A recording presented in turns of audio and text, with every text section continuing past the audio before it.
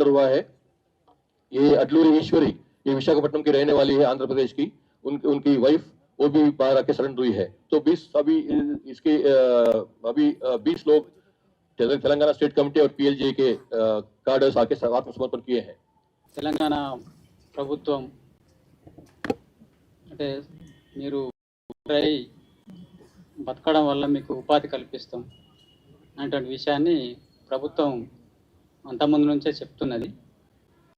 దాని నుంచి మేము కూడా ఇప్పుడున్న పరిస్థితి లోపల ఈ సాయుధ పోరాటం అనేటువంటిది పనిచేయడం అనేటువంటిది కష్టం, జరగదు. ఇప్పుడు ఆధునిక టెక్నాలజీ తర్వాత కమ్యూనికేషను పెరిగినటువంటి ఈ పరిస్థితులలో సాయుధ పోరాటం అనేటువంటిది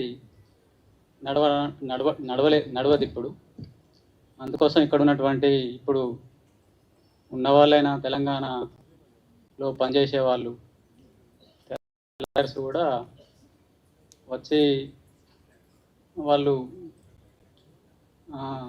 మాలాగే లొంగిపోయి వాళ్ళ వాళ్ళు బతకడానికి అవకాశం కల్పిస్తే గవర్నమెంట్ కల్పిస్తున్నదని చేస్తున్నది. అట్లా చేస్తే మంచిది. తర్వాత ఇక్కడ ఉన్న ప్రభుత్వానికి, పోలీసులకు ధన్యవాదాలు తెలుపుతున్నాం. రాజిరెడ్డి గారు ఇప్పుడు దేవుజీ మీ దగ్గరే ఉన్నాడు. ఎందుకంటే దేవుజీ మీ దగ్గర ఉండని ఒక స్టేట్మెంట్ వచ్చింది, కానీ చూస్తేనే మాత్రం కొంత కన్ఫ్యూజన్ ఉంది. దేవుజీ ఉన్నాడా లేడా మీ దగ్గర?